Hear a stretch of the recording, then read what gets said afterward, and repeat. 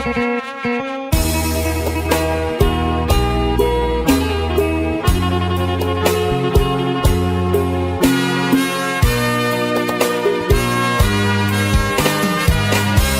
ំសូមរៀបរាប់ប្រវត្តិសាវតា24ក្នុងខែកក្កដាខ្មែរក្រមអរាដោយសារចៅសៀមរំលងមាត្រាប្រហាឈ្លានពានរំលោភសិទ្ធិសញ្ញាណកូនខ្មែរគ្រប់ប្រានគួរចងចាំជាក់ស្រណោះដីខ្មែរគេពីដូនតាប្រាសាទព្រឹកព្រៃសីមាវត្តកែវសិក្ខាគិរីស្វារៈកំពូលភ្នំទ្រាប់យុគស្ងាត់ត្រជាក់សូមឲ្យថិតថេរអមតៈដែលចូលដែលជាងដែនព្រះវិហារតាមួនទូចធំនឹងតាក្របីអានសេងជួមខ្សានមុំបីចោលសៀមបំភ្លៃជីជាន់គ្រប់គ្រៀងអើយតបខ្មែរបដូផ្ដាច់លះបងកាពីត្រង់ត្រាប់ស្ដាប់បទបញ្ជាក្នុងនាមយោធាកម្ពុជារដ្ឋ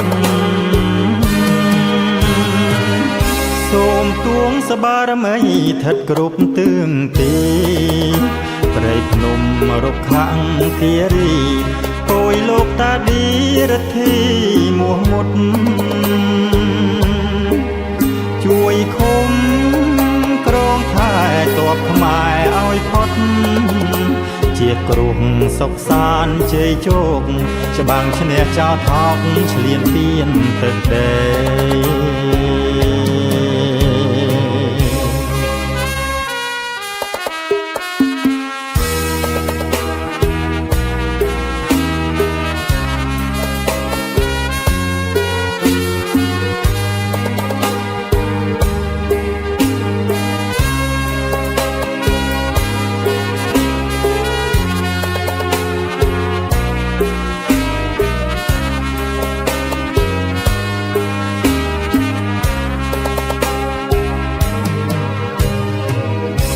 តាមួនទូចធំនឹងតាក្រ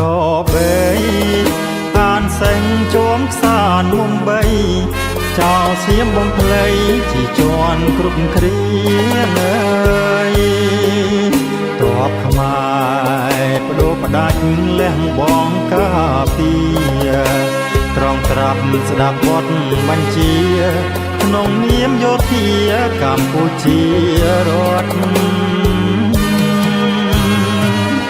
សូមទួងសបារមីថិតគ្រប់ទឿងទីព្រៃភ្នំរុក្ខាំងគិរីពួយលោកតាឌីរទ្ធីមួសមុតជួយឃុំក្រងថែតបខ្មែរឲ្យផុត